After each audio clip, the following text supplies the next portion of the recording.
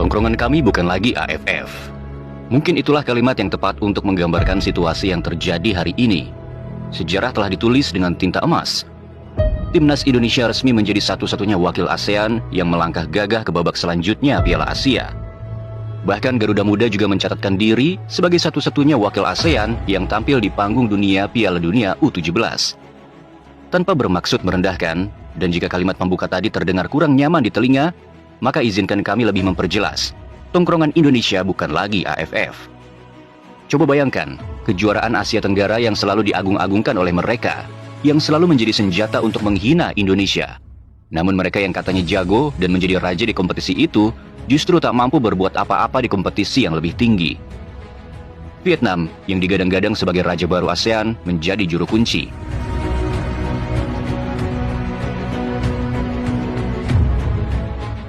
Thailand, yang sering sombong dengan gelar-gelarnya, justru tak mampu merebut 1 poin pun dari 3 laga. Bahkan sang juara AFF Australia pun terdiam tanpa daya. Mereka tak mampu menembus dinding kompetisi yang lebih tinggi. Mereka semua harus tersingkir lebih awal. Mereka harus menelan kenyataan pahit. Mimpi untuk menjadi wakil ASEAN di Piala Dunia U17 harus dikubur dalam-dalam. Dan Malaysia dari 3 laga, mereka hanya bisa menonton dari kejauhan. Harimau Malaya, kami tunggu kalian di Piala Asia U17 berikutnya. Sementara itu, negeri yang mereka bully, negeri yang dianggap tak punya prestasi karena tak pernah menjuarai AFF, justru negeri itulah yang berdiri tegak. Indonesia seperti bangkit dari tim yang kemarin dihina, dan hari ini berubah menjadi pahlawan. Timnas Indonesia bukan hanya peserta, bukan lagi sekadar pelengkap, tapi satu-satunya harapan ASEAN. Entah sudah berapa kali kita harus menyadarkan mereka, entah harus berapa puluh kali mereka harus ditampar kenyataan pahit. Hari ini kita belajar satu hal penting. AFF bukanlah patokan, dan AFF bukanlah panggung sesungguhnya. Thailand dan Vietnam, 2 negara yang selama ini berebut mahkota sebagai Raja ASEAN, ternyata tak lebih dari bayang-bayang ketika tampil di Piala Asia. Dan sang juara bertahan Australia hanya jadi pelengkap cerita. Lalu, mereka selalu mengungkit nama Indonesia, mengejek, meremehkan, bahkan mempertanyakan. Untuk apa ikut kalau tak pernah juara AFF? Tapi lihat siapa yang justru mengangkat harga diri Asia Tenggara di level yang lebih tinggi. Satu-satunya negara yang tetap berdiri saat negara-negara ASEAN lainnya tumbang satu persatu. Itulah Indonesia. Timnas ini bukan lolos karena keberuntungan, bukan pula lewat drama di pertandingan terakhir. Tapi timnas Indonesia lolos karena dominasi, karena kualitas, dan karena tim ini sungguh layak. 3 laga, 3 kemenangan bersih, dan hanya 1 gol kebobolan. Itu pun lewat titik putih saat menghadapi Yaman. Prestasi yang diukir Garuda Muda hari ini bukan hanya soal kemenangan. Ini adalah sinyal kebangkitan. Ini adalah nyala api harapan bahwa sepak bola Indonesia tak akan redup bahkan setelah era naturalisasi pemain keturunan. Garuda Muda hadir bukan sebagai pelengkap, tapi sebagai penerus. Jika mereka mampu menjaga fokus, menjauhkan diri dari penyakit klasik, kemudian mereka terus bekerja keras, maka mereka akan menjadi tiang utama, juga sebagai penyangga masa depan sepak bola Indonesia. Tak perlu banyak kata.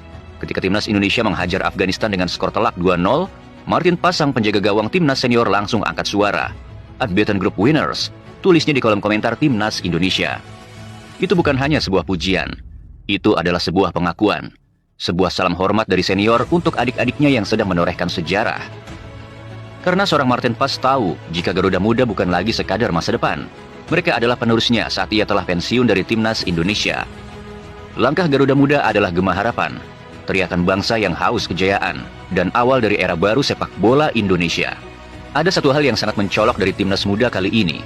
Bukan hanya soal teknik, bukan hanya tentang strategi, tapi tentang karakter. Tentang mental baja yang mulai dibentuk dari usia belia. Mereka memang belum sempurna. Masih ada kesalahan-kesalahan yang kadang membuat kita geleng-geleng kepala. Tapi justru disitulah letak kekuatan mereka. Karena mereka muda, karena mereka belajar, dan karena setiap pertandingan adalah batu loncatan menuju kedewasaan sepak bola. Namun ada satu hal yang tak bisa dipungkiri, fisik mereka sungguh kekar. Saat seragam dibuka, terlihatlah hasil tempaan keras yang tak main-main, otot-otot terasah, dan terlihat berdiri postur yang tangguh. Maka jangan heran mereka tak roboh walau dihantam lawan yang lebih besar. Bahkan ketika laga memasuki injury time, mereka masih mampu berlari, seolah laga itu baru saja dimulai. Dan semua itu tak lepas dari tangan dingin sang pelatih bernama Nova Arianto. Coach Nova bukanlah pelatih yang banyak bicara, bukan pelatih yang haus akan pujian, tapi pelatih yang bekerja dalam diam.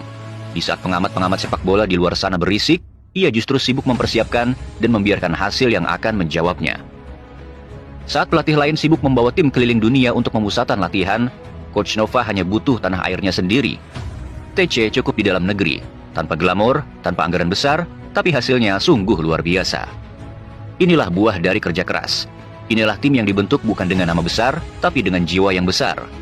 Dan Coach Nova Arianto telah membuktikan bahwa keajaiban bisa lahir dari kesederhanaan, asal ada disiplin, dedikasi, dan cinta untuk merah putih. Awalnya Coach Nova diremehkan, katanya ia belum kompeten, katanya pelatih ini belum cukup lisensi. Namun Coach Nova memilih diam. Ia tidak membalas dengan kata-kata, ia justru membalasnya dengan bukti. Saat diuji, ia tak mundur. Dalam laga uji coba, ia membungkam kritik dengan cara yang tak main. Menghancurkan tim milik seorang pundit sepak bola ternama dengan skor telak 13-0. Dan kini pelatih yang dulu dianggap sebelah mata itu berdiri gagah sebagai sosok paling ditakuti oleh setiap lawan di Piala Asia U17. Bersama Coach Nova, Garuda Muda terbang tinggi, melangkah penuh keyakinan menuju panggung impian bernama Piala Dunia. Tapi kita tahu sejarah. Kita tahu betul sepak bola Indonesia punya kisah pahit, di mana pondasi yang dibangun justru runtuh oleh kesalahan kecil. Di saat tim sedang naik, ada saja tangan-tangan yang ikut masuk. Di saat momentum mulai terbentuk, ada saja drama yang menghancurkan fondasi itu. Kita tak mau itu terjadi lagi. Maka mari kita jaga pelatih ini. Ketika ia salah, mari kita bantu evaluasi. Ketika ia tersandung, mari kita jadi penyangga, bukan penghukum.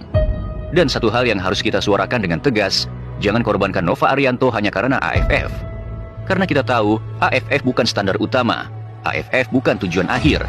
Terlalu banyak pelatih hebat yang dijegal karena gagal di turnamen yang tak lagi mencerminkan level kita. Jangan biarkan trauma itu berulang. Jangan biarkan Garuda dipatahkan saat sayapnya baru saja mengepak. Bagi para pemangku kekuasaan, saat Coach Nova ditugasi untuk memimpin turnamen AFF dan di sana ia gagal, jangan sampai ia dijegal. Coach Nova bukan hanya membentuk tim di atas lapangan, ia membentuk karakter. Ia menempa bukan hanya fisik dan taktik, tapi juga mentalitas. Buktinya jelas, usai laga melawan Afghanistan, tak ada selebrasi berlebihan, tak ada euforia yang membutakan. Para pemain kita tetap tenang, tetap rendah hati, dan mereka tetap membumi. Semuanya berjalan sebagaimana mestinya. Seolah kemenangan itu bukan kejutan, melainkan hasil dari kerja keras yang memang seharusnya datang. Di saat negara-negara tetangga seperti Thailand, Vietnam, dan Australia hanya bisa menunduk karena mereka gagal melangkah ke Piala Dunia U17, timnas Indonesia justru berdiri kokoh. Namun mereka tak menari di atas luka. Mereka bersyukur. Dan di malam yang bersejarah itu, satu lagu berkumandang bersama para supporter. Ya, lagu Tanah Airku menggema di tanah Arab. Sebuah momen sakral, sebuah perayaan yang elegan, juga sebagai bukti bahwa malam itu bukan hanya sekadar kemenangan, melainkan sebuah kebangkitan. Dan kini masih menjadi misteri, apa reaksi dari mereka yang dulu begitu lantang membanggakan AFF?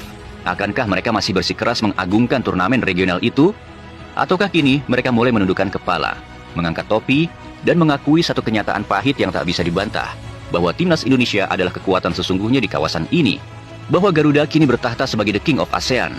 Maka jawablah, wahai negeri-negeri tetangga, masihkah kalian akan terus mengagung-agungkan kejuaraan yang tak lebih dari sekadar gelar cap ayam itu? Masihkah kalian akan membusungkan dada untuk turnamen yang bahkan tak mampu mengantar kalian ke panggung dunia? Atau kini kalian mulai sadar bahwa kejayaan sejati tak lahir dari sorak-sorai regional, tapi dari kerja keras yang diuji di level tertinggi? Renungkanlah itu.